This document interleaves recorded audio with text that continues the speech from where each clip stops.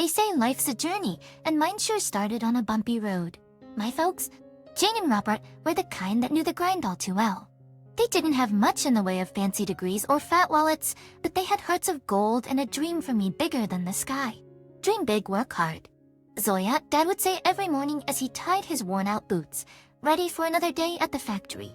The mom, with her gentle smile, would pack my lunch, her hands rough from years of juggling odd jobs. I was their golden ticket, their dream of a better life, and they poured every penny they could spare into a jar labeled her future. It wasn't just loose change. It was their sweat, their hope, and their love all clinking together in that old glass jar. High school was where the rubber met the road. I hit the books hard, determined not to let my folks down. Evenings were a family affair, with Mom quizzing me on my homework and Dad sharing stories about the value of every hard-earned dollar. Then came the letter that changed everything. In a thick, fancy envelope with the words admission confirmed printed on the front. I'd made it into one of the top colleges to study financial analysis. Thought the joy in our little house was palpable. Mom cried. Dad hugged me so tight I thought I might break, and that night we had a celebration dinner. Nothing fancy, just our favorite stew, but it tasted like victory. College life was a whole new world. I was a small fish in a big pond now, but I wasn't about to float. I was there to swim. To keep afloat financially, I started tutoring. It was during one of these sessions that I met Mike. He was a bit rough around the edges, always had his cap on backward, and seemed more interested in cracking jokes than cracking books. You know, you'd learn faster if you stopped trying to make me laugh all the time. I chided him during one of our sessions. Mike just grinned, that lopsided grin that I'd soon learn to love. And you'd be less stressed if you laughed a bit more. Balance, you know. Our study sessions soon turned into long conversations, laughter, and eventually something more. He was different from anyone I'd ever met. He had this way of looking at life, unfiltered, unpretentious, just real. But life's not just about the good times, is it? It's about the grind, the hustle, the unending push to keep moving forward. I am Mike by my side, or not. Life after college was like stepping onto a whole new playing field. I landed a gig at a top firm right off the bat. All those nights hitting the books paid off, and I was ready to roll up my sleeves and dive into the world of finance. It was all high rises, sharp suits, and numbers that made your head spin. And let me tell you, it felt good. Oh, good. And let me tell you, it felt good. Oh, good. Mike, on the other hand, he was treading water. When he finally landed something, it was clear his paycheck wasn't going to stack up against mine. At first, it hung in the air like a bad smell. Mike would come home, his pride a little bruised, and I'd be there, trying to lighten the mood.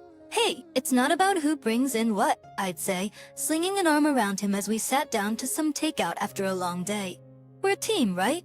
Yeah, a team, he'd mumble, but the crease in his brow told me he wasn't buying it. But as time ticked by, we settled into our rhythm. Our love wasn't about who paid for dinner or who had the fancier job title. It was about those quiet nights in, the laughter that filled our tiny apartment, and the dreams we whispered to each other in the dark. We tied the knot one summer's day. Nothing fancy, just a bunch of our closest friends and family, a local band, and a whole lot of love. It felt like the world was ours, and nothing could touch us. Can you believe it? Mrs. and Mr. Mike said, his arm slung around my shoulder as we watched the sun dip below the horizon, the party winding down around us.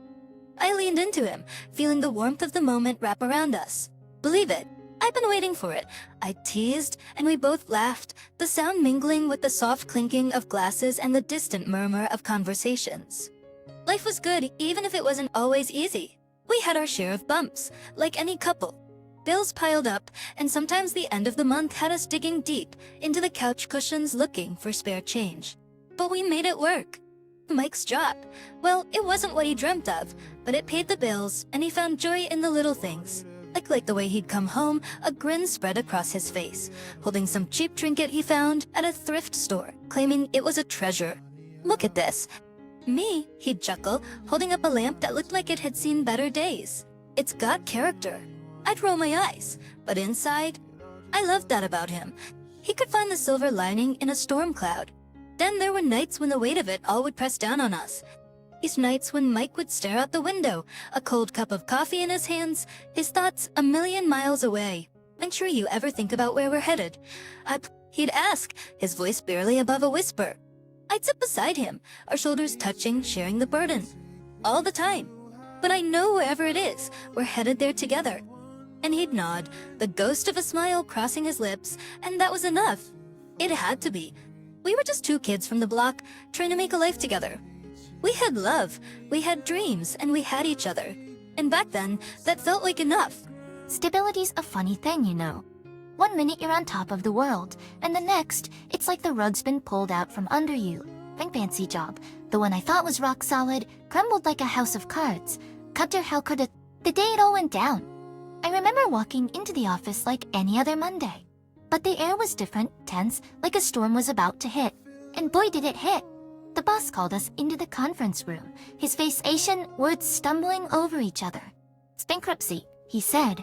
That one word echoed in my ears, a death knell to all our dreams. I came home that night, my mind a whirlwind of panic and disbelief. Mike was there, sprawled on the couch, a game flickering on the TV. He looked up, saw my face, and immediately knew. "What's wrong, babe?" His voice was calm, but his eyes were searching, worried. I just stood there, the words stuck in my throat. Job's gone. Chooks, the company's bankrupt. For a moment, there was just silence, the kind that screams louder than any shout. Then Mike was on his feet, his hands on my shoulders. "Keizatsuya, look at me. We'll figure this out, okay? You're the smartest person I know. If anyone can bounce back, it's you." But the days turned into weeks, and the weeks into months. Friction after rejection piled up, each one a reminder of the failure that seemed to cling to my name. The industry was cruel, unforgiving. We respect your credentials, but that but's cut deeper each time. Mike did what he could, his paycheck barely enough to keep us afloat. But I saw the strain in his eyes, the way his smile didn't quite reach them anymore. With X one evening, I found him at the kitchen table, bills spread out like a bad hand of cards. He didn't hear me come in, just kept muttering to himself numbers and curses tangled up. "Mike," he looked up, his face drawn, tired. "How did we get here, huh? It used to be we worried about what takeout to get. Now it's about which bill can wait till next month." I sat down, took his hand. We knew life wasn't gonna be a straight road, right? We've hit a bump, a big one, but we'll get over it. Unchecks together. Mike shook his head, a bitter laugh escaping him. "Together, look at us. You're jobless, and I'm barely scraping by. This isn't what we signed up for." His words stung, a slap of reality I wasn't ready for. Elena strained me resources. "So what? You're saying I'm not trying? You think I like being stuck here useless?" "No, that's not what I mean." He ran a hand through his hair, frustration etched in every line of his face. "It's just hurt, you know. It feels like no matter how hard I paddle, we're sinking, and Jake's tuck meets, and it..."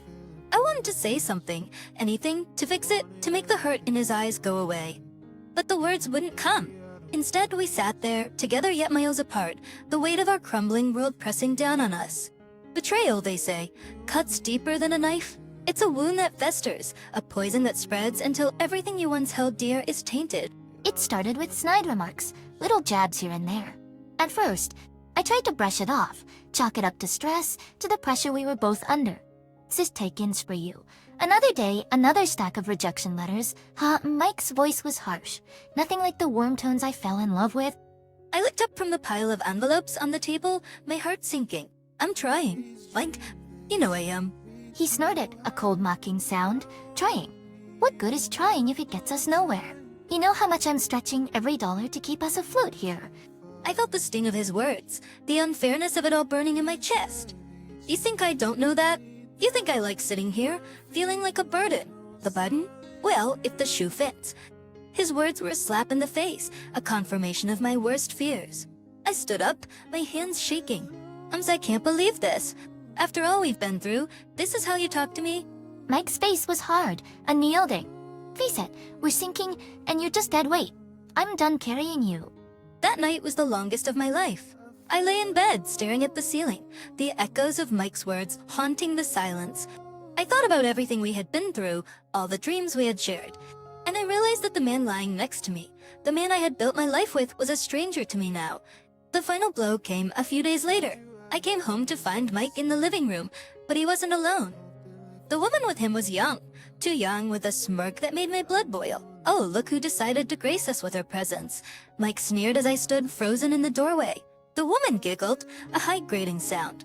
"Is this the famous wife? The Count Kirilin, the one who can't hold down a job?" I felt the room spin, my heart pounding in my ears.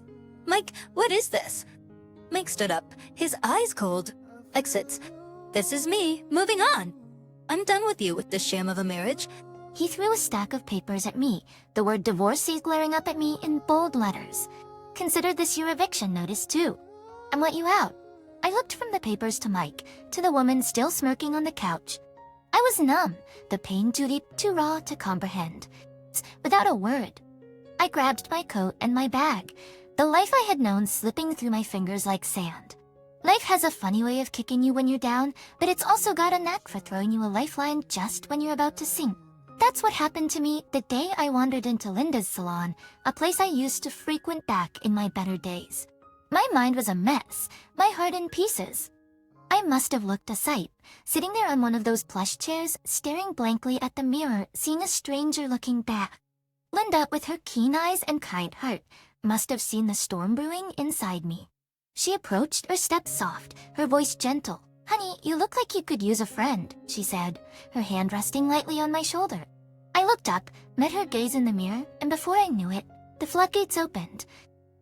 Words poured out, raw and unfiltered, the story of my downfall, my betrayal, my brokenness. Linda listened, really listened, her nods and soft murmurs a balm to my battered soul. When I finally fell silent, she gave my hand a squeeze. "You don't know." Zoya, she started, her tone thoughtful. "I've been looking for someone to help me manage this place. Business is good, but it's getting too much for just me to handle." I blinked, her words not quite registering. "No, Pitchman to salon." "But I'm a financial analyst, or at least I was. I know nothing about running a beauty salon." Linda chuckled, a warm, rich sound. "Oh, honey, skills can be taught, learned. The character, grit, determination. Now those are things you either have or you don't. And you, my dear, have them in spades." I stared at her, the offer sinking in. It was crazy, totally left field. At me running a salon? But then, what did I have to lose? My career was in tatters, my personal life a disaster. I don't know what to say. "Linda," I stammered, my mind racing.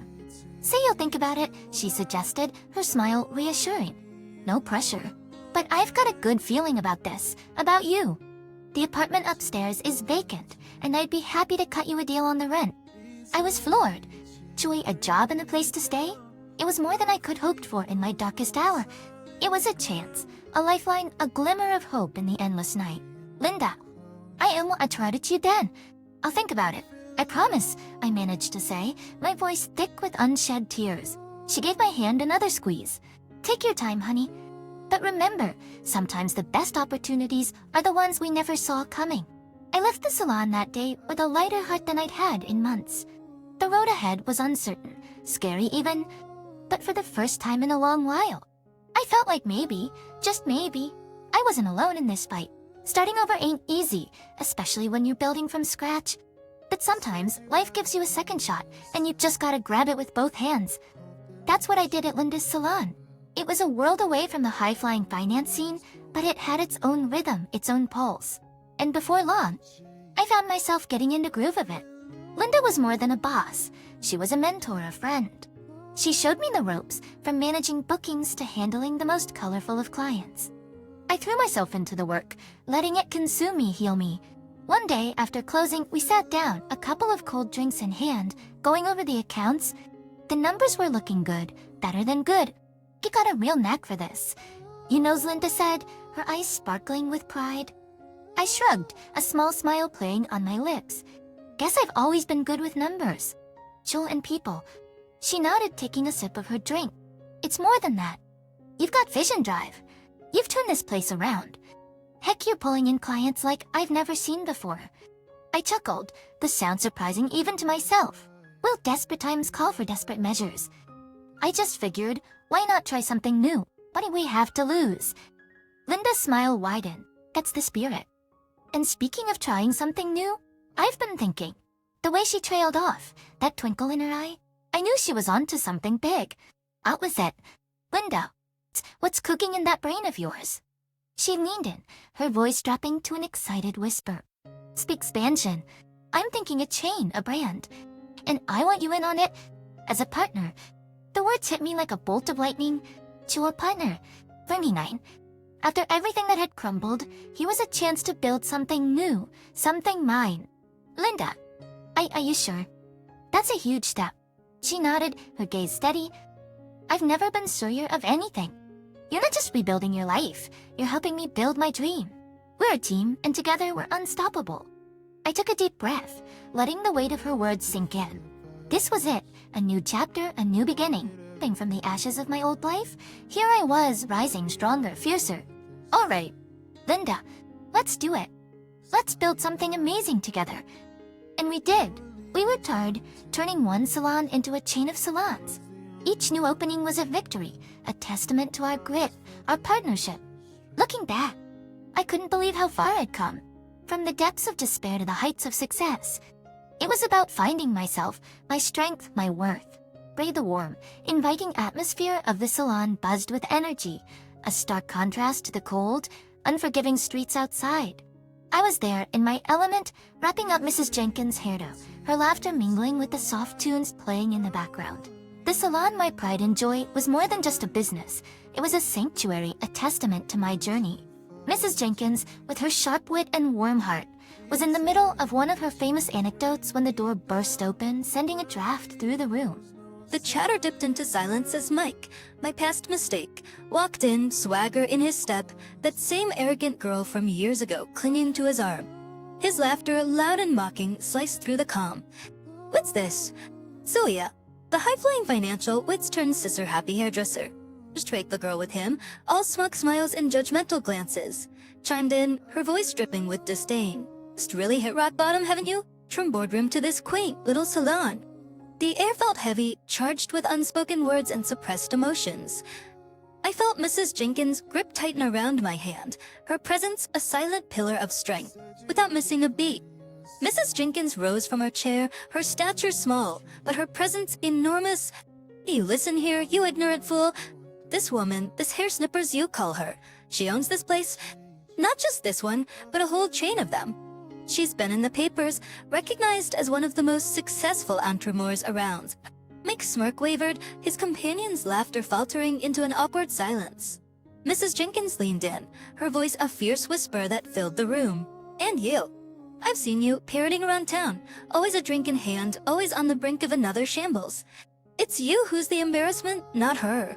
You're the one tossed from job to job like a rag doll. The salon was still, the air thick with tension. Mike, once towering with arrogance, now seemed smaller, his bravado fading under the weight of truth. He tried to interject a weak "now listen here," barely leaving his lips before I cut him off. Mike, your time here is done. You chose to walk out of my life, and that's where you'll stay. Chanel, you're not welcome here, not in my business, not in my life. His eyes met mine, a flurry of emotions passing through them, anger, shame, maybe a hint of regret. But it was too late. I had moved on, built a new life from the ashes of his betrayal. But the girl with him, her confidence now a crumbled facade, tugged at his arm. Let's go. This is pointless. They turned to leave, their exit as dramatic as their entrance, the door closing with a soft click behind them. The salon erupted into applause, a chorus of support and solidarity.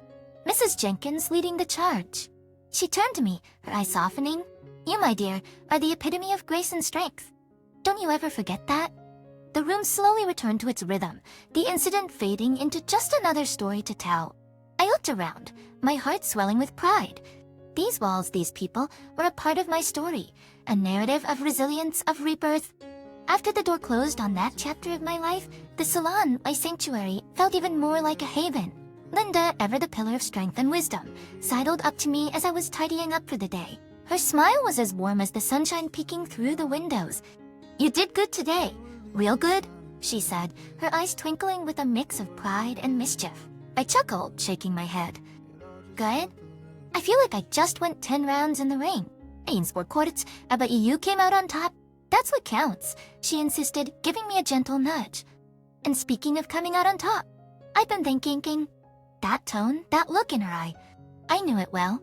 It meant Linda had another one of her grand ideas, the kind that had turned the salon from a dream into an empire.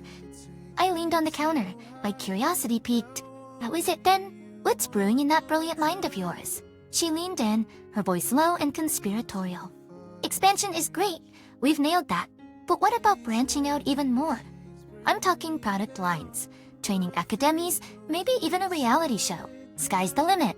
The idea was bold, daunting, and utterly thrilling. The thought of turning our brand into something even bigger, touching more lives, igniting more dreams, it set my heart racing. The thought of turning our brand into something even bigger, touching more lives, igniting more dreams, it set my heart racing. Linda, that's huge, I stammered, the magnitude of her vision dawning on me. You really think we can pull it off? She scoffed, playfully swatting my arm. Just Campery. Zoya, I know we can. Haven't proved that already? We're a dynamite team. With your brains and my charm, we're unstoppable. Her confidence was infectious. He felt it, that familiar flare of excitement, the spark that had ignited my journey from the ashes of my past life. All right, Linda, let's do it. Let's shake things up and see where we land. Her grin was all the answer I needed.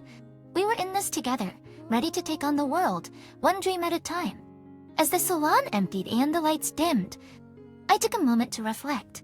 Life had thrown curveballs, heartache, and challenges my way, but it had also brought me friendships, triumphs, and a future bright with possibilities. I locked the door, the click echoing in the quiet street. The night was still, the stars overhead, a silent chorus of witnesses to my resolve. Tomorrow was a new day, a new chapter, and I was ready for it, ready for the challenges, the adventures, the highs and lows. Ready to build, to dream, to soar.